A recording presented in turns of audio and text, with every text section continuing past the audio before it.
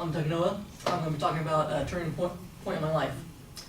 When I was a senior in high school, my dad came home one day and told us that he is job transferring to Pennsylvania and he would want me to move with my parents, which I did not want to move to Pennsylvania because if any of you have been to Pennsylvania, it's boring.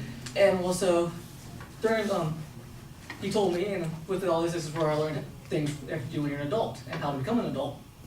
He told me that when I told him I didn't want to go, he said, well, if you're going to stay here, I won't support you. I'm not going to pay for anything. You have to, if you're 18, I can't force you. So you'll have to learn how to do this stuff on your own. And he said, if you call me for money, I'll give you a plane ticket, you come back out, and I'll settle it. So I'm like, all right, so I'll just go to Pennsylvania for a while.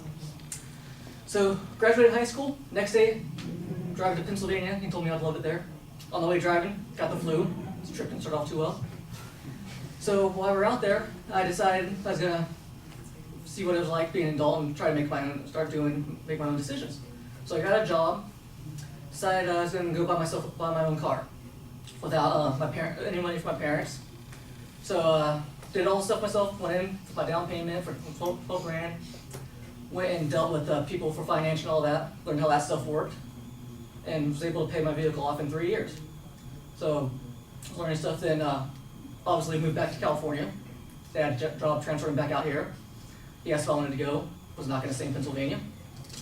And so the main thing I learned about all this is that no matter what, no matter how hard the decision is, you always have to do what's best for your family. My dad didn't want to move to Pennsylvania, wasn't too happy with his job out there, but he kept the job because his family is the most important to him. And that's what you have to do when you're an adult.